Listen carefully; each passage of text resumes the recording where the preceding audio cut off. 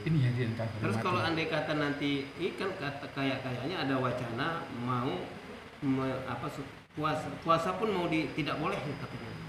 Bukan hanya taraweh tapi puasa pun jangan sampai puasa dengan alasan supaya virus ini jangan menebar.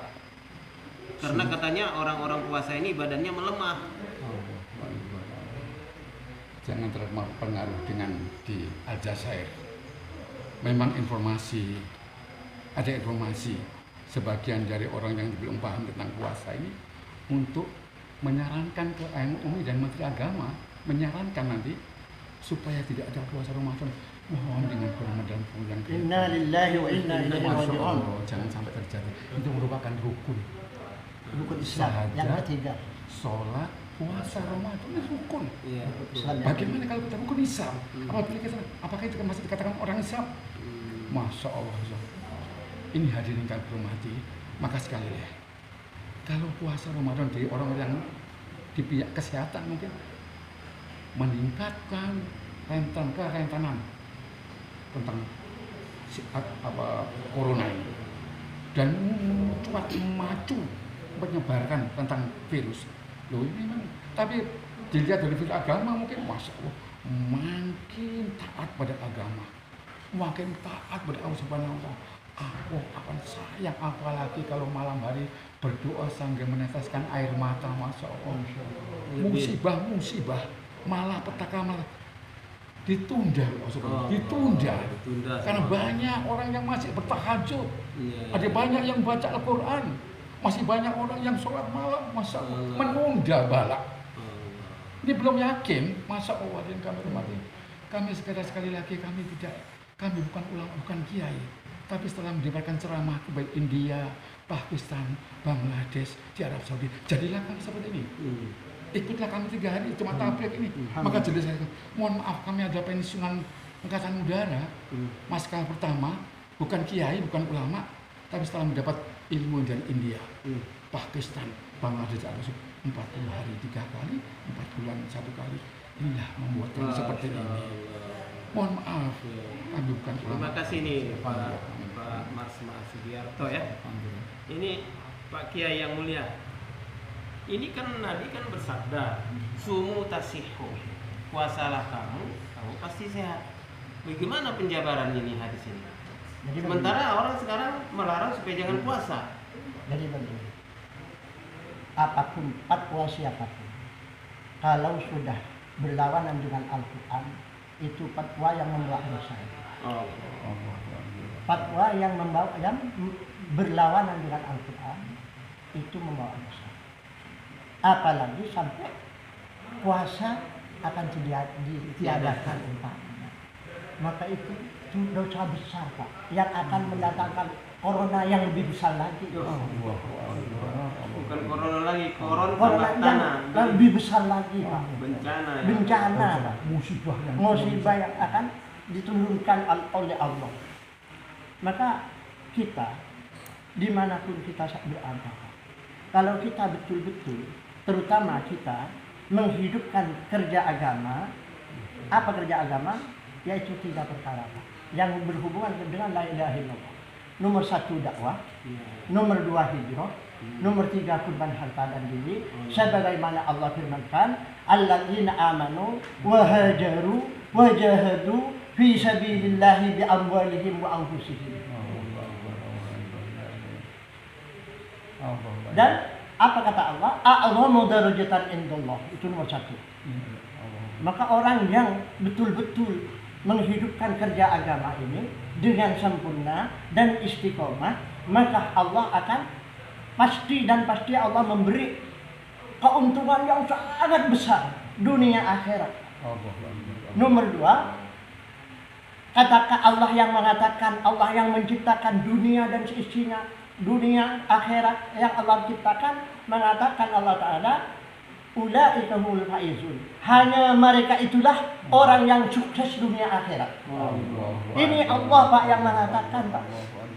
Bukan makhluk, bukan manusia Pak. Yang nomor 3, kata Allah, yubashiruhum rabbuhum birahmah. Allah akan memberi kabar gembira dengan rahmatnya, dengan menghilangkan semua corona di dunia akhirat Pak. Bukan hanya di dunia karena ini, karena akhirat yang paling parah nanti Pak. Yaitu nerakanya Allah Pak kawan. Kenapa kita tidak takut sekarang kepada neraka yang Allah sudah siapkan bagi orang yang kafir, yang musyrik, yang munafik. Sekarang ini banyak orang-orang alim munafik Pak. Yang nomor 4, Allah katakan waridwanin, dan Allah akan memberi keridhaan kepada orang yang menghidupkan 3 perkara ini. Yang nomor 5, wajannatin, pasti masuk surga bila mana mati Pak. Nomor 6, innallaha indahu ajrun azim, di sisi Allah masih ada pahala yang lebih besar lagi. Dan kata Rasulullah, jadi kata Allah, kutiba alaikumus syiyamu kama kutiba alal ladzina min qablikum la'allakum tattaqun. Artinya orang yang betul-betul melaksanakan puasa dengan sempurna, keikhlasan karena Allah, maka Allah akan menjadikan orang itu orang yang takwa kepada Allah. Maka bila mana orang itu sudah menjadi orang yang muttaqin, maka segala sesuatunya Allah akan datangkan dari jalan yang tidak disangka-sangka. Apapun yang diperlukan. Wa may yattaqillaha yaj'al lahu makhrajan wa yarzuqhu min haitsu.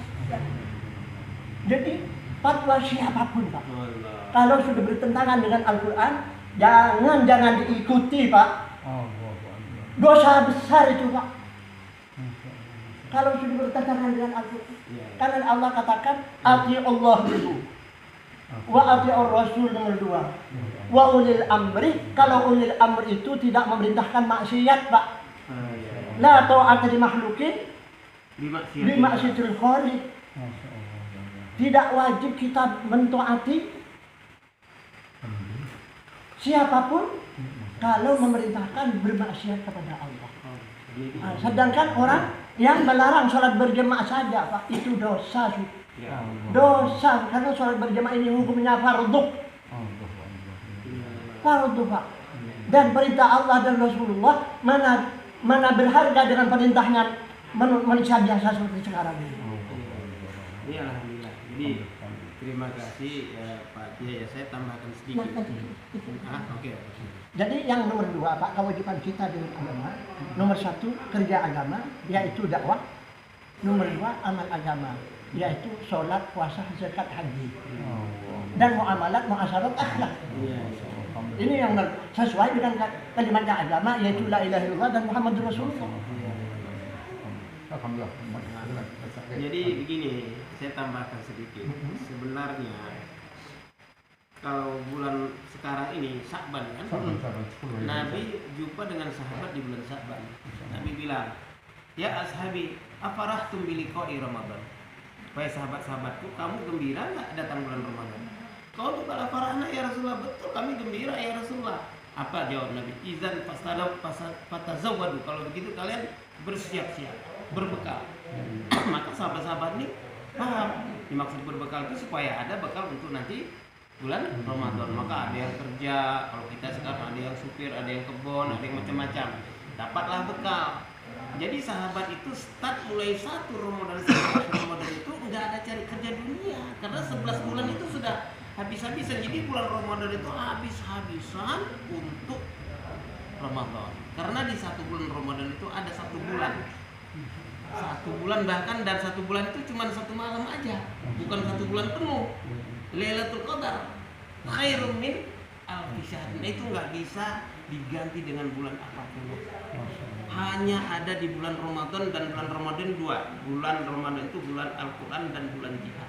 Buktinya perang Badar itu di bulan Ramadan, lapar-lapar, yang kecil bisa memenangkan yang banyak. Makanya di bulan Ramadan itu kita nggak boleh puasa, kita itu puasa 1 hari, puasa 2 hari, puasa 3 hari. Ada juga orang karena awalur rahmah, awsatuhu maghfirah, akhiruhu iku minan nar. Oh kalau begitu 3 hari aja kita puasa. Tanggal 1-nya, tanggal 15-nya, tanggal 29. Nah ini politik namanya, politik puasa, bukan begitu. Tapi sahabat-sahabat itu mereka iktikaf di masjid-masjid, bahkan 10 hari terakhir penuh, Nabi juga ikut. Sampai dibilang di situ, sampai di kadang-kadang kan gini, kadang-kadang orang nggak bacanya itu ayat Al-Baqarah 183, 186 aja. Wa idza sa'alaka ibadi anni fa'ana, itu doa untuk supaya masuk surga kan gitu. Tapi ayat 187 enggak dibaca. Apa itu ayat 187? Uhilla lakum lailatas syamir rafasu ila nisa, sampai akhir ayat. Kamu dihalalkan untuk bersama istri-istri kamu karena Allah tahu. Tetapi di malam ini enggak boleh katanya.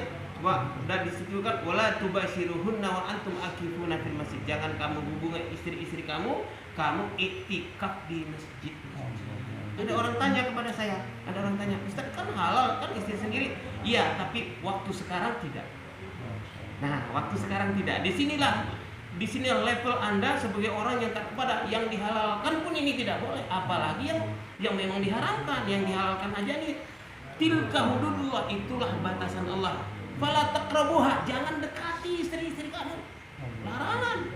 Ya, tilka ayatullah ayatihi linnasi la'allahum yattaqun. Mudah-mudahan kalian bertakwa dengan perkara ini. Jadi hari ini yang mulia, pertama sholatlah puasalah kamu supaya sehat. Kenapa sehat? Karena makannya teratur.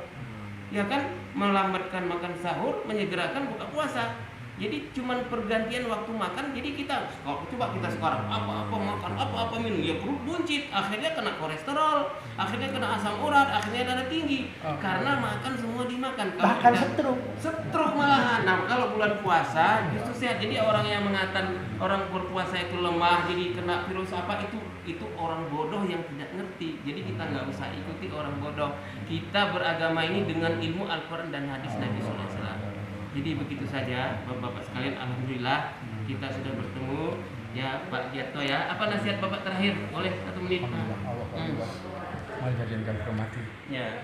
Kita menghidupkan sunnah yang saat ini sudah ditinggalkan, bahkan diabaikan. Man ahya sunnati faqad ahabani wa man ahwani kana mahya fil jannah. Barang siapa menaikkan sunnahku, berarti dia mencintaiku. Ini Nabi yang menyampaikan. Berarti saya akan di surga bersamaku. Maka sekali ini, kalau saya begini ini bukan karena kiai, bukan Ustaz Kiai, bukan. Ngalahin kiai. Masya Allah, bukan. Bahkan kami mohon izin dengan hormat kami secara jujur di kesempatan ini. Taman Kanak-kanak Katolik Santa Maria, SD Katolik Sang Timur, SMP Santo Yosef Katolik di Batu Malang Katolik, SMA Negeri masuk Akabri. Haji Anton baru Akabri polisi, saya Akabri udara.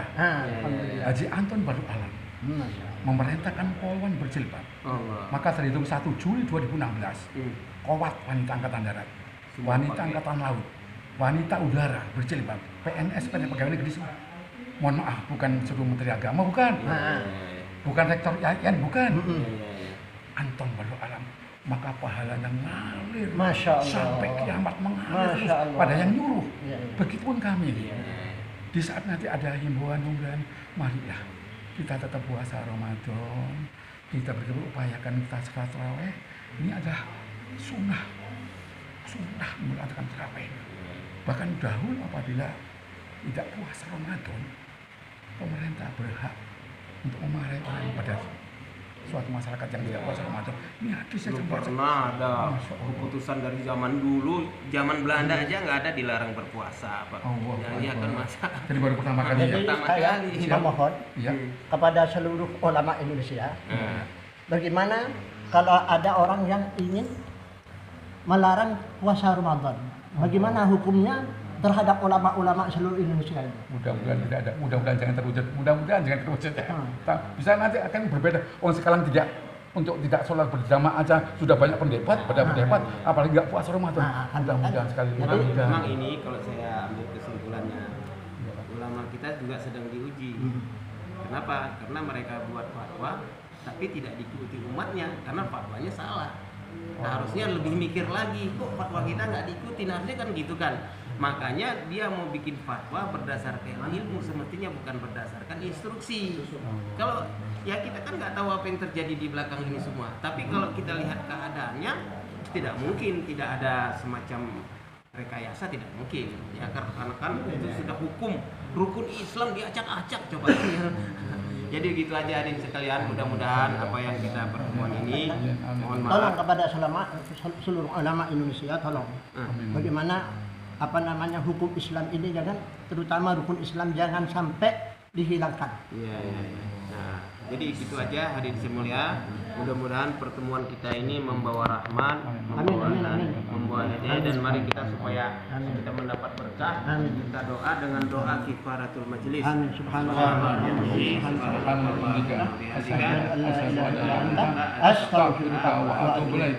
Wassalamualaikum warahmatullahi wabarakatuh. Tolong Pak Jenderal. Tolong Pak Jenderal. Alhamdulillah. Ya. Mudah-mudahan Allah. Tolong Pak Kiai. Iya. Yang Allah sekaligus jadi wartawan ini.